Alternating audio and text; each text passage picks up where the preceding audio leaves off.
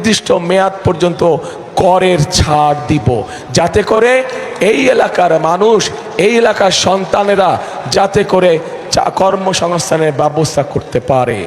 প্রিয় ভাই বোনেরা, আমরা যদি এই কাজগুলো করতে পারি, এই কাজগুলো করার মাধ্যমে আমরা আবু সাইদের স্বপ্নের একটি অংশ, তার আত্মত্যাগের একটি অংশ আমরা পূরণ করতে পারবো।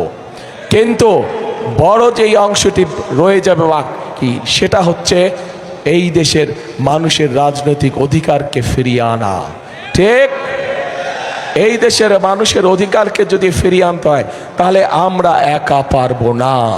কারণ 2024 সালে 5ই আগস্ট যে পরিবর্তন হয়েছিল, সেই পরিবর্তনের কোনো রাজনৈতিক দলের দ্বারা হয় নাই, কোনো নির্দিষ্ট কোনো রাজনৈতিক দলের দ্বারা হয় নাই।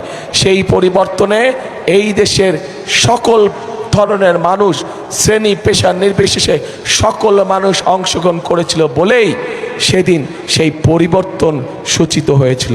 এবং এই পরিবর্তনকে যদি ধরে রাখতে হয়, তাহলে প্রিয় ভাই বোনেরা, উপস্থিত প্রিয় ভাই বোনেরা, আপনারা সহ বাংলাদেশের জনগণকে সামনের কাতারে এসে দাঁড়াতে হবে।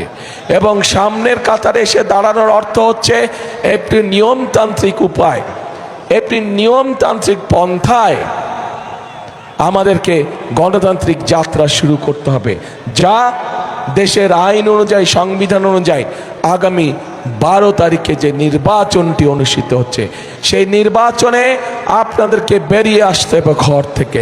সেই নির্বাচনে ঘর থেকে বেরিয়ে এসে আপনাদেরকে আপনাদের অধিকার প্রয়োগ করতে হবে।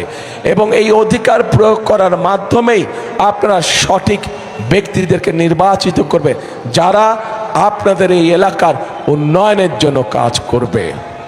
প্রিয় ভাই বোনেরা, আমাদের দেশের জনসংখ্যার অর্ধেক হচ্ছে নারী। এই অর্ধেক নারী সমাজকে আমরা যদি পিছনে ফেলে রাখি, সাথে না নেই, তাদেরকে যদি অর্থনীতির অংশে পরিণত না করি, তাহলে কোনোভাবেই দেশকে সামনে এগিয়ে নিয়ে যাওয়া সম্ভব নয়। সম্ভব হবে? হবে না। এবং এই নারী সমাজকে অর্থনৈতিকভাবে ধীরে ধীরে স্বাবলম্বী করে গড়ে তোলার জন্য আমরা একটি কার্ড তাদের ঘরে ঘরে পৌঁছে দিতে চাই। প্রত্যেক গৃহিণী বা প্রত্যেক মায়ের কাছে আমরা